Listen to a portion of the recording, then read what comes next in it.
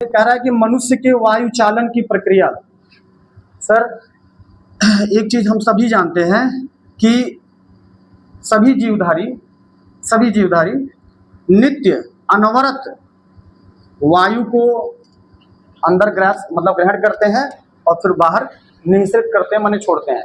वायु को अंदर लेना, वायु को बाहर छोड़ना, वायु को अंदर लेना, वायु को बाहर छोड़ना, ये सर अनवरत चलता रहता है। ये सिस्टम अनवरत चलता है। इसी को श्वसन क्रिया या सांस लेने की क्रिया कहते हैं सर। तो हर कोई सांस लेता है तो सांस में क्या करता है, वायु को अंदर लेता है, फिर वायु को बाहर छोड़ता है। ये तो सबको पता है, पहली बात।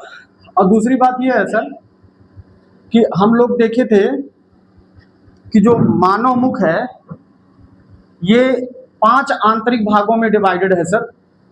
कंठ, तालु, मूर्धा, दंत और ओष्ठ। सर कल इस पर डिस्कस हुआ था। ये 5 आंतरिक भागों में मुख डिवाइडेड है, विभक्त है। और इसी आंतरिक भाग को हम लोग उच्चारण स्थान कहते हैं। अकुह विसर्जनीय नाम का कंठ था, इचुयशा नाम का तालु था, ऋतुरसा नाम का मूर्धा था, लृतुलसा नाम का दंता था, उपु पद्मनीय नाम का ओष्ठव था, और फिर कुछ का कंठ और तालु दोनों था। ए दैतो कंठ तालु, फिर ओ दौतो कंठोष्ठम, है ना सर। ए दैतो कंठ तालु, ओ दौतो कंठोष्ठम, वकारस्य दंतोष्ठम, जीवामूल्य से जीवामूलम, और भी एक चरण स्थान था। तो इस तरीके से सर ये सबको पता है, मुख को 5 आंतरिक भागों में बांटा गया है। और जो मैंने पहले कहा कि मानव जो है या कोई भी जीवधारी मुख से वायु को अंदर लेता है, फिर वायु को बाहर छोड़ता है। अब मानव मुख में जीवा भी होती है सर, जीवा भी होती है। हम इस परिभाषा का अर्थ समझा रहे हैं, इस परिभाषा का आशय समझा रहे हैं। तो मानव मुख में सर जीवा भी होती है, जिसे हम जीभ कहते हैं आम जो बोलचाल की भाषा में। इसी को इंग्लिश में टंग बोलते हैं, जो भी समझिए। तो ये जब हम वायु को अंदर लेते हैं और अंदर आने के बाद जब वायु बाहर जाता है, उसी समय जब हम कोई ध्वनि निकालते हैं सर, उसी समय जब हम कोई ध्वनि बोलते हैं, क्योंकि ये क्रिया तो सर अनवरत चल रही है ना। सांस तो हम हमेशा ले रहे हैं, हमें तब अनवरत चल रही है, ये क्रिया तो अनवरत चल रही है। तो इस अनवरत चलने वाली क्रिया के बीचों बीच जब हम कोई ध्वनि निकालते हैं, जब हम कोई वर्ड बोलते हैं, तो हमारी जो जीवा है सर ना, ये वायु को किसी न किसी स्थान तक ढकेलती है। और जब उस स्थान तक वायु जाता है तो उस स्थान से संबंधित हम वर्ण निकालते हैं। ठीक है सर ना। तो ये जो जिह्वा के द्वारा वायु को ढकेलने की क्रिया है, जिह्वा के द्वारा वायु के चालन की जो प्रक्रिया है, इसी को हम क्या कहते हैं सर, यत्न। क्योंकि स्वाभाविक सी बात है सर, जब हमारी जिह्वा वायु को ढकेलेगी तो ढकेलने में कुछ ना कुछ तो यत्न लगेगा सर ना, वही यत्न है। कुछ ना कुछ श्रम लगेगा, वही यत्न है। कुछ ना कुछ परिश्रम लगेगा, वही यत्न है। क्लियर है सर ना ये। या इसको समझ लीजिए, कह रहा कि वर्णोच्चारण में, भाई किसी भी वर्ण के उच्चारण में, किसी भी वर्ण को बोलने में कुछ न कुछ श्रम लगता है, क्योंकि बिना श्रम के तो कोई कार्य नहीं होता है सर। बिना श्रम के कोई कार्य नहीं होता है। हाँ, वो श्रम, वो यत्न हमें पता नहीं चलता है, इसलिए क्योंकि हम उसके आदी हो चुके हैं, हम उसके हैबिचुएटेड हो चुके हैं, हम हैबिचुअल हो चुके हैं। भाई अगर हम कहें भाई अ को बोलने में श्रम लग रहा है सर, आप कहेंगे कौन सा श्रम, बिना श्रम के तो बोल दे रहे हैं। नहीं, वो इसलिए आप कह रहे हैं ना क्योंकि आपको पता नहीं चल रहा है, क्योंकि आप बचपन से इतने सालों तक लगातार वो ध्वनि बोलते आए हैं, तो आप अभ्यस्त हो चुके हैं, आपको श्रम का अंदाजा नहीं लग रहा है। अगर आपको श्रम का अंदाजा लगाना है तो छोटे बच्चे से पूछिए जो भी बोलना आरंभ करता है, छोटा बच्चा। हाँ सर, छोटा बच्चा जब ध्वनि को बोलना होता है, किसी भी इकाई को बोलना होता है, किसी भी वर्ण को बोलना होता है, तो बड़ी मशक्कत के बाद तब वो जाकर के बोल पाता है। ड ऐसी ध्वनि है जिसको बहुत मशक्कत करने के बाद भी वो नहीं बोल पाता है। ड को र बोलता है, काफी सालों तक ड को र बोलने के बाद तब जो है वो फाइनली सही उच्चारण करता है। तो ये जो यत्न लग रहा है सर, ये जो श्रम लग रहा है, इसी को हम यत्न कहते हैं या प्रयत्न कहते हैं। ये था परिभाषा, इसको हम लोगों ने थोड़ा सा समझ लिया, बाकी इसका कोई मतलब एग्जाम में है नहीं। मतलब सर परिभाषा से सवाल पूछता नहीं है। अब जो मेन चीजें हैं जहां से सवाल पूछता है उसको हम लोग लिखेंगे। आगे से लिखिएगा सर, आगे से लिखिएगा। यत्न 2 प्रकार के होते हैं, यत्न 2 प्रकार के होते हैं। यत्न 2 प्रकार के होते हैं। डैश देके सर लाइन छोड़ दीजिएगा या उसी में आगे लिख लीजिएगा, जगह होगा तो। पहला है आभ्यंतर प्रयत्न और दूसरा है बाह्य प्रयत्न। बाह्य प्रयत्न। सर सवाल बनता है इससे, आभ्यंतर प्रयत्न, बाह्य प्रयत्न। अब सर इसकी जो इन दोनों की परिभाषा ये लिखवा नहीं रहे हैं, बस ओरली बोल दे रहे हैं, आप केवल सुन लीजिए, बाकी इसकी परिभाषा नहीं लिखवाएंगे क्योंकि इससे सवाल बनेगा नहीं, है ना सर। देखिए आभ्यंतर प्रयत्न की परिभाषा ये है सर ना, अलिजिह्वा। अभी ये क्या होता है अभी हम डिस्कस कर लेंगे। अलिजिह्वा, अलिजिह्वा से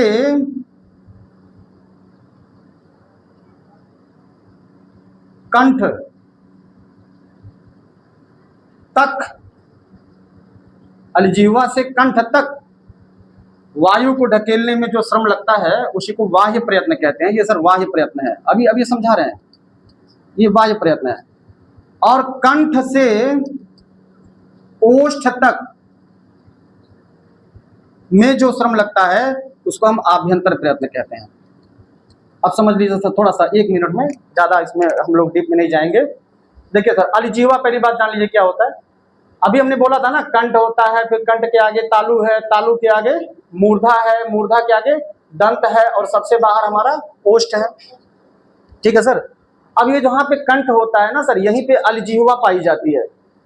अलिजिह्वा, अलिजिह्वा या इसी को कहते हैं जीवा का जो कुछ हिस्सा होता है। जैसे मान लीजिए इतनी बड़ी जीभ है, तो जीभ जहां से उत्पन्न हुई है सर, उसका कुछ हिस्सा ये अलिजिह्वा कहलाता है सर। जीभ का कुछ लेंथ होगा ना सर, कुछ ना कुछ लंबाई होगी, तो जहां से जीभ का उद्गम हुआ है अंदर, वहां से आगे कुछ हिस्सा वो अलिजिह्वा कहलाता है सर, है ना सर।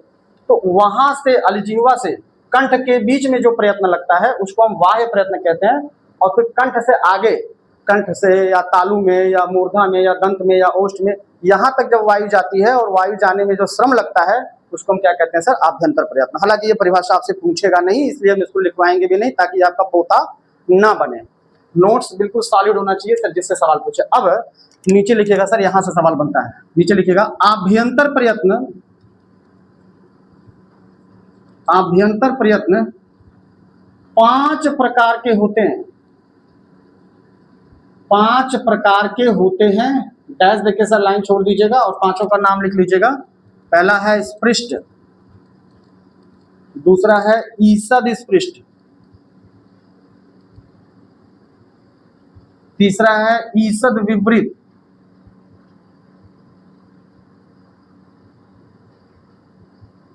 चौथा है विपरीत, और पांचवा है समृद्ध। सही सही सर, इसको मेंटेन कर लीजिए, इससे सवाल पूछता है।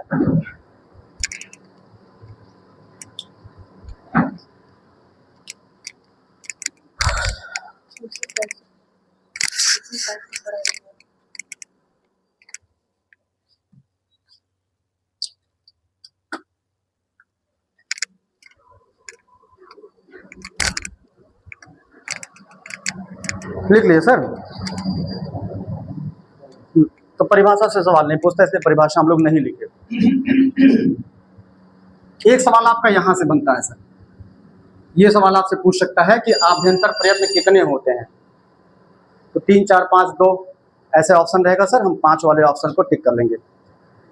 ठीक है सर ना। ये सवाल, एक सवाल यहां से बनता है सर, जो जहां से सवाल बनने लायक है वो हम जरूर आपको हाईलाइट करते चलेंगे, और जो सवाल नहीं बनता है उसको हम लिखवाएंगे भी नहीं। क्या मतलब है सर पोथा बनाने का। अब इनसे सवाल बनता है सर, एक तो ये सवाल बनता है कि कितने, और इनसे सवाल बनता है। इनसे का मतलब जैसे किस वर्ण का आभ्यंतर प्रयत्न, क्योंकि ये सारे के सारे कौन से प्रयत्न है, सारे ये सारे आभ्यंतर हैं। तो सवाल पूछेगा किस वर्ण का आभ्यंतर प्रयत्न स्पृष्ट होता है, या ऐसे पूछ लेगा किस वर्ण का आभ्यंतर प्रयत्न ईषद स्पृष्ट, या इससे पूछ लेगा किसका ईषद विपरीत, किसका विपरीत, किसका समृद्ध। मतलब पांचों में से किसी पे सवाल पूछ सकता है। बहुत आसान है सर, अभी देखिए बहुत आसान है। तो जरा लिखिएगा नीचे से सर, नीचे से सर एक एक लाइन में हम 5 फैक्ट बनाएंगे, एक इस पे, एक इस पे, एक इस पे, एक इस पे, है ना सर। तो लिखिएगा स्पर्श वर्णों, स्पर्श वर्णों, एक एक लाइन में 5 तथ्य हटवा दीजिएगा तो थोड़ा सा अच्छा लगेगा नोट्स। स्पर्श वर्णों का आभ्यंतर प्रयत्न, स्पर्श वर्णों का आभ्यंतर प्रयत्न स्पृष्ट, स्पृष्ट को सिंगल इन्वर्टेड कामा में कर लीजिएगा, होता है। स्पर्श वर्णों का आभ्यंतर प्रयत्न स्पृष्ट होता है। बहुत मजेदार है सर, बहुत आसान है, कोई दम नहीं है इसमें, बहुत आसानी से आपके दिमाग में ये सेट हो जाएगा। अगला पॉइंट अगली लाइन से लिखिएगा, अंतस्थ, अंतस्थ वर्णों का आभ्यंतर प्रयत्न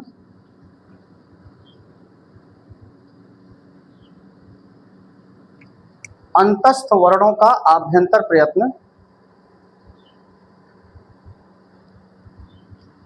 ईषद स्पृष्ट, ये ईषद स्पृष्ट, इसको भी सिंगल इन्वर्टेड कामा में कर लीजिएगा, होता है।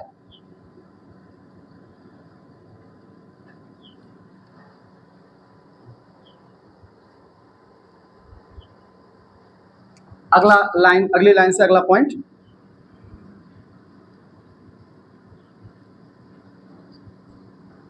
ऊष्म वर्णों का, ऊष्म वर्णों का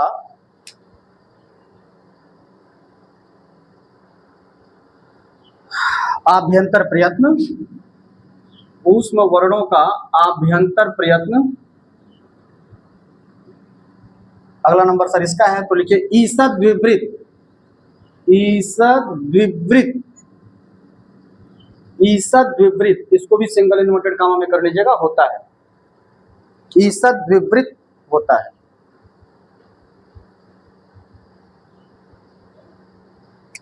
हो गया सर ना। अगला पॉइंट लिखिएगा, स्वरों, स्वरों का आभ्यंतर प्रयत्न, स्वरों का आभ्यंतर प्रयत्न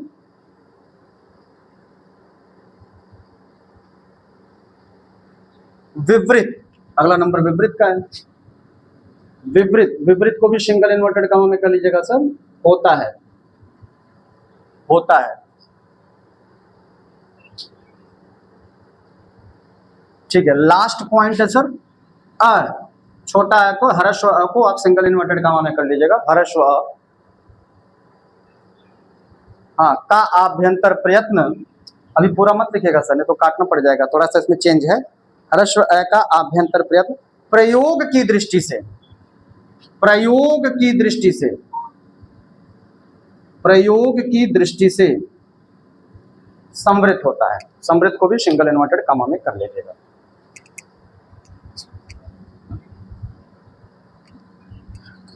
ठीक है सर, अब देखिए एकदम लाइन से है ना, इसलिए इसको रटने में बड़ी सहजता होगी आपको, इसको ध्यान में रखने में, दिमाग में रखने में बड़ी सहजता होगी ना, क्योंकि ये सब बिल्कुल लाइन से है। आप सर वर्णमाला पढ़ चुके हैं, तो वर्णमाला जब आप पढ़े थे, जब सर आप वर्णमाला पढ़े थे, पेन चाहिए सर? ला दे रहा, ला दे रहा, ला दे रहा। आपको भी चाहिए सर? ला।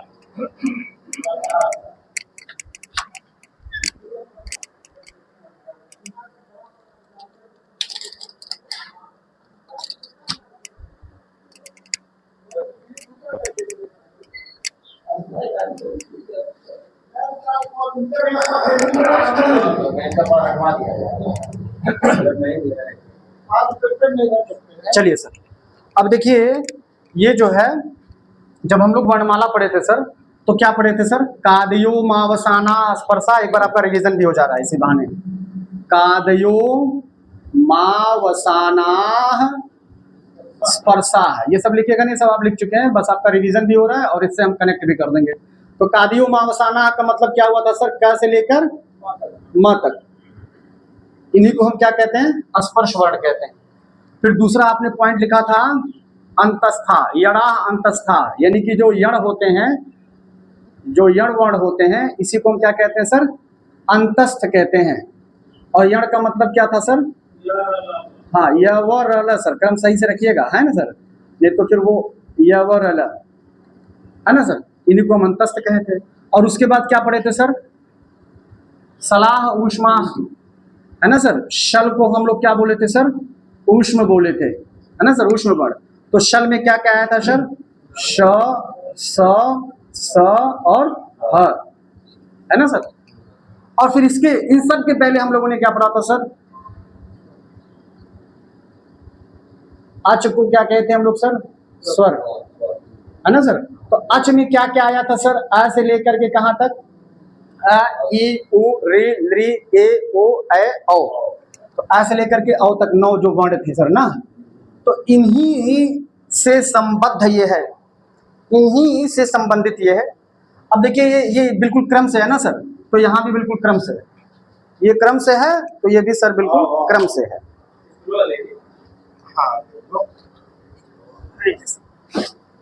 ये भी बिल्कुल सर क्रम से है, जैसे ये क्रम से है वैसे ये भी बिल्कुल क्रम से है। ठीक है सर ना, जैसे ये क्रम से है वैसे ये भी, जैसे पहले नंबर पे ये सर जैसे स्पृष्ट है पहले नंबर पे, तो यहाँ पहले नंबर पे क्या है? स्पर्श है ना सर। तो स्पृष्ट का स्पर्श हो गया या स्पर्श का स्पृष्ट हो गया, एक ही बात है। ठीक है सर ना, पहले नंबर पे क्या है यहाँ पे? स्पर्श, और यहाँ पहले नंबर पे क्या है? स्पृष्ट। यानी कि स्पर्शों का, यानी कि कै से लेकर म तक का जो आभ्यंतर प्रयत्न होगा उसे हम क्या कहेंगे? स्पृष्ट। क्या कहेंगे सर? स्पृष्ट। मतलब ये हुआ मतलब जो 25 वर्ण, हाँ, वो 25 वर्ण स्पृष्ट है। तो आपसे सर 25 में से किसी का भी पूछ सकता है सर, आपसे पूछ देगा च का आभ्यंतर प्रयत्न होगा, अब ऑप्शन में यही रहेगा, स्पृष्ट, ईसत स्पृष्ट, ईसत विपरीत, विपरीत। मतलब 25 में से कोई एक आपसे पूछेगा, पूछ देगा सर ट का आभ्यंतर प्रयत्न होगा, स्पृष्ट। ठीक है सर, 25 में से किसी का पूछेगा तो क्या बताएंगे सर? स्पृष्ट। और सर इसको ध्यान में रखना भी तो आसान है, जिस क्रम में आप वहां ये लिखे थे उसी क्रम में आप ये लिखे, बस जोड़ते जाइए। ठीक है सर। अच्छा, ऐसे भी सवाल पूछता है कि निम्न में से, ये वाला मार्कर बड़ा गड़बड़ है, ऐसे पूछ देगा निम्न में से कौन सा स्पृष्ट है, निम्न में से कौन सा स्पृष्ट है, और ऑप्शन दे देगा सर च, ट, प और डी उपर्युक्त सभी। कौन सा विकल्प सही होगा सर? हाँ सर, डी उपर्युक्त सभी। क्योंकि आप जान गए हैं सर, कार्यो मावसाना स्पृष्टा माने स्पर्शा स्पृष्टा, स्पर्श ही स्पृष्ट हैं, तो ये तीनों स्पृष्ट है, तीनों स्पर्श हैं, तो तीनों स्पृष्ट होंगे तो उपर्युक्त सभी हो जाएगा। तो कहने का मतलब सर दोनों तरीके से सवाल पूछता है ना सर। कोई एक वर्ण दे करके कहेगा इसका अभ्यंतर प्रयत्न बताइए, या 4 विकल्प दे करके चारों में वर्ण रहेगा और पूछेगा कौन सा स्पृष्ट वर्ण है। तो कैसो भी घुमा फिरा के पूछेगा, अगर आपके पास तथ्य है तो आप आंसर कर ले जाएंगे। ठीक है सर ना। अब जब हम हिंदी पढ़ाए थे वहां पे तो भी बताए थे, यहाँ जब पढ़ाएंगे या रिवीजन कराएंगे तो भी बताएंगे, स्पृष्ट, ईसत स्पृष्ट, ईसत विपरीत, विपरीत, समृद्ध को तोड़ करके प्रायोगिक व्यवहारिक रूप से आपको समझाए थे कि स्पृष्ट का मतलब क्या होता है, ईसत विपरीत में ज्यादा खुलता है, समृद्ध में एकदम कम खुलता है। इस तरीके से हम मुंह का जो व्यवहारिक प्रयोग है उसके द्वारा हम इसको समझाए थे।